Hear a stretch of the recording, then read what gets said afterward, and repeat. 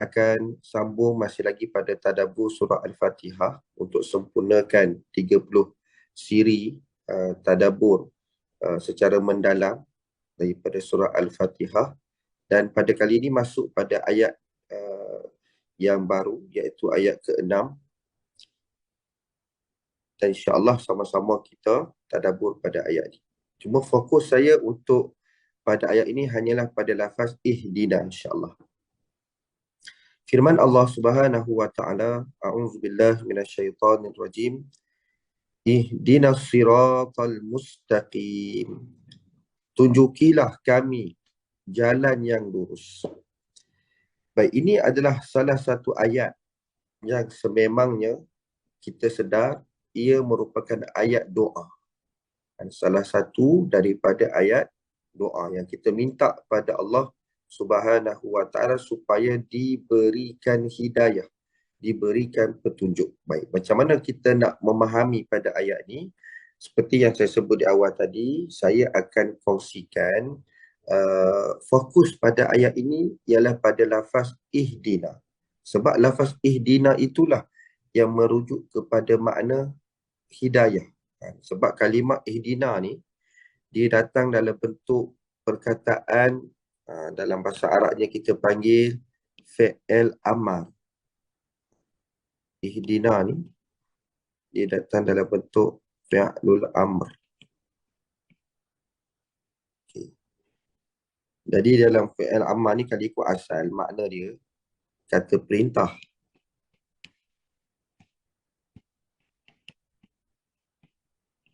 Tetapi ia juga berfungsi sebagai permintaan ataupun kita sebut doa lah. Sebab apa doa? Sebab yang kita minta ni kepada siapa? Yang kita minta pada Allah Subhanahu wa taala. Kita tak boleh suruh, tapi ia jadi satu permintaan. Jadi doa daripada hamba kepada Tuhan. Sebab tu kalau siapa cuba menghayati pada bacaan-bacaan doa yang dibaca, ianya menggunakan fi'il amar. Contoh, kita baca doa belajar. Allahumma ftah alaina. Kalimat iftah tu. Ataupun baca doa masuk masjid. Allahumma ftah li abwaba rahmatik. Kalimat Allahumma ftah, kalimat iftah tu, itu adalah fi'il amar. Dia tidaklah membawa erti kata perintah, tetapi ia berfungsi sebagai permintaan. Sama juga di dalam ayat ini. Okay, baik. Jadi terus saja pada perbincangan. Lafaz ihdina dalam ayat ini berasal dari perkataan hidayah. Al-hidayah. Dia ada dua penyebutan, sama ada hidayah ataupun satu lagi huda. Kedua-duanya membawa makna yang sama, iaitu petunjuk.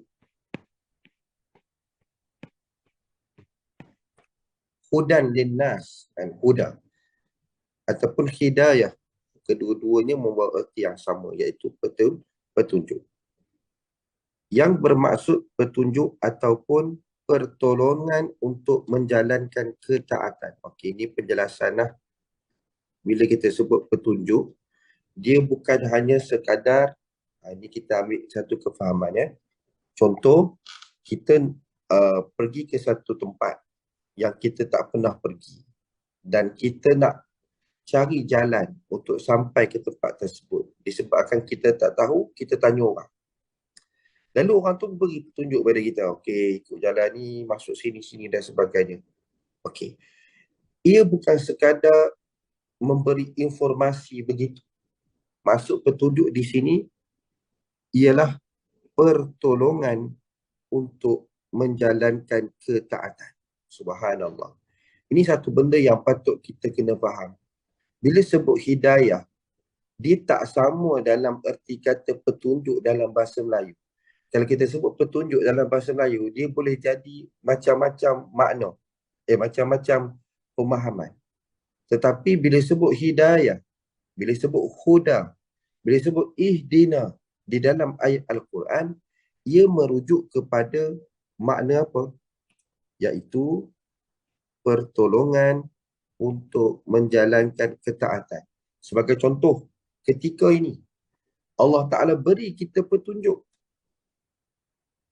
Allah beri petunjuk pada kita yang mana kita manfaatkan pendengaran kita, penglihatan kita, lisan kita untuk memanfaatkannya demi memahami ayat-ayat Allah. Itu satu petunjuk daripada Allah Ta'ala yang dalam erti kata apa? Hidayah. Seperti yang diertikan daripada ayat ke-6 surah Al-Fatihah. Ini yang menyebut dengan jelas lafaznya ihdina. Tunjukilah kami. Kita minta pada Allah, ya Allah, berilah petunjuk kepada kami. Jadi kita minta pada Allah itu petunjuk dalam erti kata apa? Iaitu kita minta, ya Allah, tolonglah kepada kami untuk melaksanakan perintahmu, ya Allah. Tolonglah kepada kami untuk mentaatimu, ya Allah. Okey, itu makna hidayah. Sedangkan permintaan petunjuk, okey, ini ada perkara yang lebih dalam daripada terjemahan. Kalau kita baca terjemahan, kita hanya dapat ihdinas siratal mustaqim, tunjukilah kami jalan yang lurus. Melihat kepada penafsiran kalimah ihdina ini, okay, perhatikan ya, permintaan petunjuk, okay, seperti dalam ayat ni lah, bila sebut ihdina tu maknanya kita minta petunjuk. Dari yang diungkapkan oleh orang yang telah mendapat petunjuk. Contoh macam kita. Alhamdulillah, kita ni Muslim dah berpuluh tahun dah. Dan solat ni mungkin dah ratus ribu juta kali dah kita solat kan. Setiap kali kita mendirikan solat, setiap rakaat itulah juga kita membaca doa yang sama dalam surah Al-Fatihah, iaitu ihdinas siratal mustaqim. Persoalannya, bukankah kita dah dapat petunjuk? Kan kita dah dapat petunjuk kan, dapat hidayah kan? Tapi kenapa kita masih lagi meminta supaya diberikan hidayah? Okey, ini penjelasannya. Permintaan petunjuk dari yang diungkapkan oleh orang yang telah mendapat petunjuk seperti kita, bererti dia meminta tambahan hidayah dari hidayah yang telah ada. Di sini kita dapat faham dengan erti kata yang sangat jelas, menunjukkan bahawa kita memerlukan petunjuk setiap masa. Setiap masa kita ni, kita perlukan hidayah dari Allah Subhanahu wa Ta'ala. Hal ini sebenarnya Allah Ta'ala telah berikan panduannya di dalam ayat-ayat yang lain. Di antara ayat yang memberikan panduan kepada kita mengenai kita perlukan hidayah petunjuk daripada Allah, boleh rujuk pada surah Muhammad ayat 17. Okay. Cuba tengok pada ayat ini. Allah Ta'ala berfirman, A'udzu billahi minasyaitonir rajim. Walladzina ihtadaw zadahum hudan wa atahum taqwahum. Dan sebaliknya, orang-orang yang menerima petunjuk ke jalan yang benar, Allah menambahi mereka dengan hidayah petunjuk, serta memberi kepada mereka dorongan untuk mereka bertakwa. Ibu-ibu, ayah-ayah, muslimin muslimat yang dirahmati Allah, lagi dikasihi Nabi SAW. Jika kita merenungi pada ayat ini dan juga ayat-ayat yang berkaitan tentang pemberian hidayah ataupun pemberian petunjuk, maka kita akan sedar ayat-ayat ini sebenarnya ingin mengingatkan kepada kita betapa pentingnya hidayah petunjuk itu dalam kehidupan kita, dalam kehidupan setiap manusia. Bukan hanya orang-orang Islam saja. Semua manusia Allah berikan petunjuk. Cuma lebihnya kita hari ni apa dia? Yang ni kita kena bersyukur sangat-sangat. Pertama sekali kita bersyukur kerana Allah Subhanahu Wa Taala telah menjadikan kita ini lahirnya daripada rahim seorang wanita muslimah, mukminah lagi. Dan kita juga hidup dalam ruang lingkup masyarakat Muslim di negara yang mana majoritinya umat Islam. Agama Islam itu dijadikan sebagai agama rasmi. Banyak nikmat ni Allah bagi ni. Itu semua adalah berkat daripada hidayah petunjuk. Jadi sebab itu kita perlu mensyukurinya. Macam mana cara kita nak mensyukuri akan nikmat hidayah petunjuk itu? Iaitu dengan cara konsisten, berterusan dalam meminta petunjuk. Berterusan dalam kita memohon, meminta agar diberikan petunjuk hidayah daripada Allah Subhanahu Wa Taala. Dekat sini sebenarnya kita mendapat satu panduan ringkas, iaitu siapa jaga solat, insya-Allah dia akan sentiasa meminta pada Allah agar diberikan petunjuk. Jadi bila kita tahu perkara ini, ia akan merasakan, ya Allah, betapa kasihnya Allah pada kita, sehingga Allah Ta'ala telah merencanakan ataupun membuatkan satu perkara yang diwajibkan kepada setiap hamba-hamba dia buat. Dalam keadaan tak sedar, dia meminta petunjuk kepada Allah Subhanahu Wa Ta'ala. Dan saya kira, kalaulah kita berdoa dengan meminta sebarang hajat kita lah, mungkin doa khusus nak minta petunjuk ni bukanlah menjadi keutamaan. Mungkin ada lagi doa-doa lain. Contoh, ya Allah, murahkanlah rezeki. Itu antara doa yang selalu diminta lah. Doa bagi apa? Sihat. Doa macam-macam doa lah hajat kita ni. Hajat kita ni macam-macam manusia kan.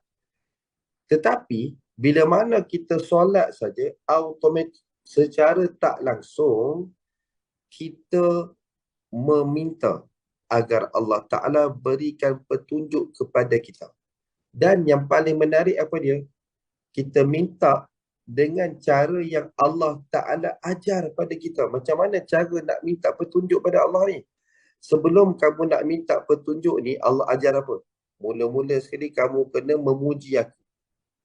Itu falsafah surah Al-Fatihah tu. Yang kita baca Bismillahirrahmanirrahim. Alhamdulillahirrabbilalamin. Ar-Rahmanirrahim.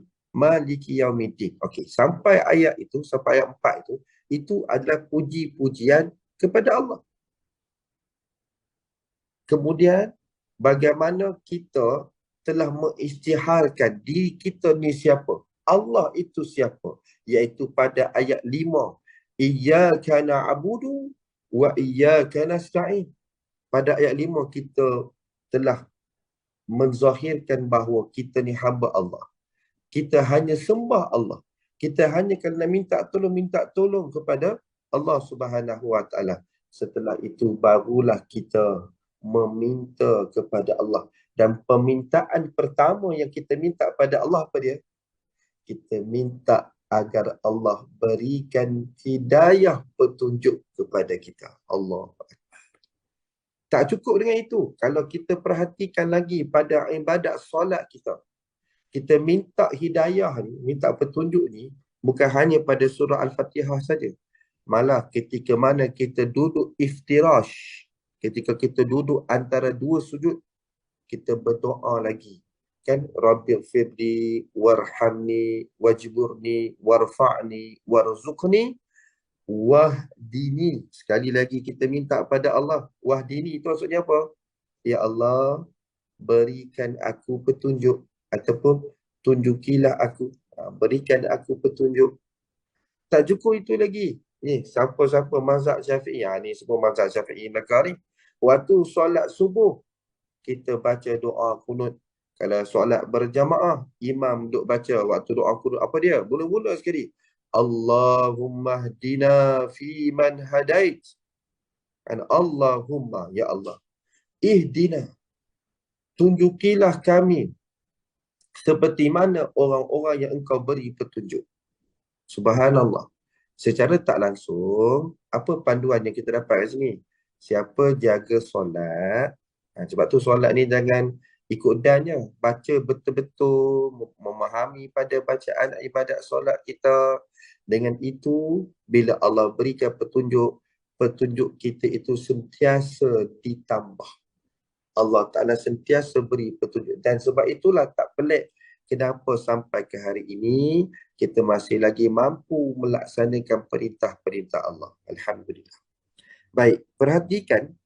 Bukan itu saja. Malah kalau kita melihat kepada komentar para ulama. Menyebutkan doa yang paling bermanfaat. Doa yang paling agung bagi seorang hamba adalah doa yang ada di dalam surah Al-Fatihah. Sebelum tadi pun saya dah sebutkan bahawa ini adalah ayat doa. Macam mana kita nak tahu ia ayat doa? Okey, tadi dah maklumlah di awal tadi, tapi saya ulang balik. Bila kita berdoa, kita akan menggunakan, ni doa dalam bahasa Arab doa dalam bahasa Arab. Kita akan menggunakan bentuk perkataan yang disebut sebagai fi'il amar. Ni. Cumanya ayat doa biasanya dia akan bermula dengan pangkal ayatnya Allahumma. Allahumma. Ataupun satu lagi Rabbi. Kalau ramai Rabbana. Ini kalau kita nak memulakan bacaan doa lah. Tapi bila surah Al-Fatihah ni sebab dia ayat yang berangkai. Cuma nak beritahu panduan dalam kita berdoa, antara doa yang utama ialah doa apa? Doa mohon hidayah. Sebelum nak minta benda-benda lain, doa dulu minta pada Allah supaya diberikan hidayah petunjuk. Sesungguhnya jika Allah menolong hambanya dengan jalan yang lurus ini, tentunya akan menjadi pendorong baginya dalam meningkatkan ketaatan kepadanya dan menguatkannya dalam menjauhi segala larangannya sehingga dia tidak akan ditimpa oleh musibah apapun baik di dunia maupun di akhirat. Baik, secara ringkas, apa yang kita boleh dapat faedah daripada doa yang kita baca secara tak langsung dalam surah Al-Fatihah ialah bagaimana Allah Subhanahu wa Ta'ala menolong akan hamba-hambanya. Sebab apa? Kita minta doa ni, minta petunjuk apa ni? Petunjuk yang disebutkan itu petunjuk yang jelas. Kita minta apa? Siratal mustaqim. Cuma dekat sini saya tidak jelaskan mengenai siratal mustaqim kerana akan dijelaskan pada siri yang berikutnya. InsyaAllah pada hari Isnin minggu depan saya akan kongsikan. Yang mana pada penyebutan ihdinas siratal mustaqim ini yang kita minta pada Allah Subhanahu wa Ta'ala supaya yang bila kita setiap kali berdoa minta pada Allah, ia menjadi apa? Pendorong baginya dalam meningkatkan ketaatan kepadanya dan menguatkannya dalam menjauhi segala larangannya. Faedah lain, sehingga dia tidak akan ditimpa musibah baik di dunia maupun di akhirat. Ada 3 faedah, 3 manfaat yang kita boleh dapat hasil daripada doa kita minta hidayah. Doa kita minta pada Allah Subhanahu wa Ta'ala agar diberikan petunjuk ke jalan yang lurus, jalan yang benar. Jadi bila kita doa tu, benda ni kita tak nampak tau. Sebab apa? Hidayah Allah semua ni kita tak perasan. Dia tak macam kerja, kita kerja kan. Lepas tu cukup sampai masa dapat gaji. Dapatlah duit hasil daripada pekerjaan kita. Nampak kan? Dia punya gaji dan sebagainya. Tapi bila kita beribadah, kita tak nampak pahala. Kita tak nampak hidayah yang Allah Ta'ala tunjuk pada kita. petunjuk Allah Ta'ala ni bermacam-macam. Ada orang, dia dapat petunjuk itu dengan cara daripada seorang budak kecil. Dia dapat petunjuk daripada musibah. Dia ditimpa satu-satu musibah, membuatkan dia mendapat petunjuk. Bagaimana kita melihat tak kala Sayyidina Umar Al-Khattab, sebelum dia masuk Islam, waktu yang dia mengasah pedangnya, dia asah pedang ni dengan tujuan apa?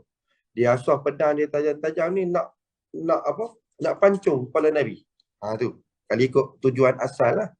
Tapi bagaimana petunjuk Allah Subhanahu Wa Taala membuatkan Umar Al-Khattab dari orang yang nak membunuh Nabi menjadi pendukung terkuat Nabi SAW.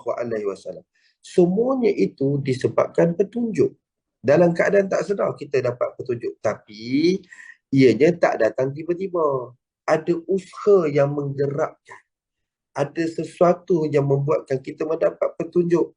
Sebagai contoh, apa yang dijelaskan di sini ialah bila kita minta pada Allah supaya dia berikan petunjuk ini, khusus untuk kita lah. Yang kita hari-hari baca Quran, hari-hari baca surah Fatihah, hari-hari berdoa minta petunjuk ini, kita dah dapat petunjuk dah. Tapi bila kita baca berulang-ulang kali, minta dengan penuh pengharapan, ia menjadi pendorong bagi kita untuk meningkatkan ketaatan kepada Allah Ta'ala. Dalam erti kata yang mudah hari ini, kita mudah nak baca Quran.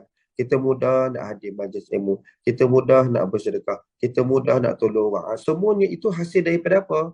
Hasil daripada kita minta hidayah. Bukan itu saja.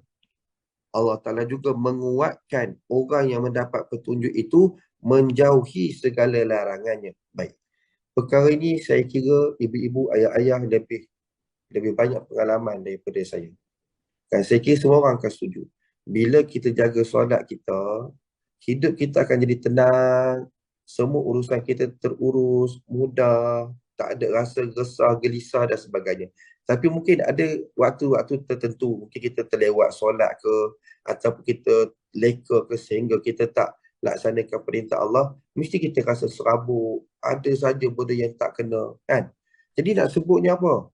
Bila kita melaksanakan perintah Allah dan dapat petunjuk, maka Allah Ta'ala akan lindung kita, jaga kita daripada buat perkara-perkara yang dilarang. Dan yang ketiga di sini disebutkan ialah tidak akan ditimpa musibah. Okey, yang ni subjektif lah. Musibah ni tak ada orang yang tak diuji. Cuma nak beritahu Allah Ta'ala lindung, jaga. Musibah terbesar dalam hidup kita ni bukan sakit. Bukannya apa business drop. Dah. Musibah terbesar dalam hidup kita ialah apabila kita dijangkiti penyakit kesyirikan. Itu musibah terbesar. Ramai orang ingat dia tak dapat musibah dunia akhirat ni, dia tak ditimpakan ujian. Mana ada. Semua manusia ni diuji. Cuma musibah yang terbesar yang kita minta jauh ialah jauhkan diri kita daripada kesyirikan dan kekufuran. Yang ni ramai orang tak sedar. Dan kita semua kena sedar benda ni. Sampai ke hari ni, kita masih lagi beriman, masih lagi mendirikan solat. Itu adalah hasil daripada permintaan. Kita minta pada Allah supaya diberikan hidayah. Hal ini bertepatan dengan hadis Nabi SAW, sebuah riwayat an Abdullah ibni Mas'ud radhiyallahu anhu. An Nabi sallallahu alaihi wasallam annahu kana yaqul Allahumma inni as'aluka al-huda wat-tuqa wal-afafa wal-ghina. Baik, ini adalah salah satu doa daripada hadis Nabi sallallahu alaihi wasallam yang mana boleh kita amalkan supaya Allah Ta'ala berikan petunjuk kepada kita. Selain baca daripada doa dalam surah Al-Fatihah ni, boleh juga baca doa ini. Ni, doa ni. Dan saya kira ramai orang dah hafal doa ni. Apa dia? Allahumma, ya Allah. Kita minta kepada Allah. Inni sesungguhnya aku. As'aluka memohon kepadamu. Apa dia? Al-huda, petunjuk. Wat-tuqa dan ketakwaan. wal afaf, dan penjagaan diri dari segala keburukan, wal ghina, dan kekayaan. Kekayaan ni apa? Kekayaan hati, selalu merasa cukup dengan pemberianmu. Bukan kaya duit. Kalau minta kaya duit, duit ni habis. Harta habis. Banyak mana pun habis. Tapi kalau kita diberikan kekayaan hati, berapa banyak pun yang kita ada hari ni, rezeki yang Allah bagi, kita tak pernah iri hati pada orang lain. Kita tak pernah mengeluh. Kita tak pernah rusing dengan angka yang ada dalam bank account kita. Kenapa? Sebab kita tahu bahawa apa sahaja yang Allah berikan itu adalah rezeki yang cukup-cukup untuk kita. Kalau Allah bagi lebih, cara lebih. Kita pun lihat dalam hidup kita, ada sebab kenapa Allah Ta'ala tidak melebihkan rezeki seseorang hamba dia. Allah Maha tahu, lebih tahu. Barangkali orang ni kalau dapat rezeki lebih, dia lupa pada Allah. Tapi ada orang, bila Allah bagi rezeki lebih, dia lebih dekat dengan Allah. Lihat saja bagaimana ada seorang sahabat Nabi yang bernama Talha bin Ubaidillah. Talha bin Ubaidillah ni satu hari dia berniaga, boleh dapat 500,000. Punya bagus, pandai dia berniaga sampai tahap tu. Tapi apa yang berlaku pada diri dia? Bila dia pulang ke rumah, dia menangis. Susah hati. Bayangkan duit banyak ni susah hati. Ada orang, bila duit banyak dia senang hati, betul tak? Tapi bagaimana sahabat Nabi ini? Bila dia banyak duit, dia susah hati sehingga dia tak boleh tidur. Bagaimana pada keesokan harinya, duit itu telah habis diagihkan. Masya Allah. Sebab apa? Sebab duit itu memberikan kegelisahan hati dia. Sedangkan dia agihkan duit itu dengan bersedekah, membuatkan hatinya lapang. Allahu Akbar. Hari ni hari Jumaat, jangan lupa sedekah. Sedekah dekat masjid ke, macam orang lelaki. Jangan lupa solat masjid. Duit jangan tabung tu. Ubah-ubah lah, dulu bagi RM1. Lah ni bagilah banyak sikit. Masjid-masjid pun sekarang semua pakai aircon. Bantu pihak masjid. Okay. Begitu juga bantu kepada orang-orang susah hari Jumaat. Tak kira lah macam mana pun, cubalah untuk bersedekah. Tak banyak sikit, tak sikit banyak. Wallahu a'lam bishawab. Itu saja. Kita tanggung dengan baca kafaratul majlis dan suratul As. Subhanakallah wa bihamdika asyhadu an la ilaha illa anta wa astaghfiruka wa atubu ilaik. Bismillahirrahmanirrahim. Wal 'asr innal insana lafi khusr illa alladhina amanu wa 'amilus shalihat wa tawasaw bil haqq wa tawasaw bis sabr. Wabillahi taufiq wal hidayah. Wassalamualaikum warahmatullahi wabarakatuh.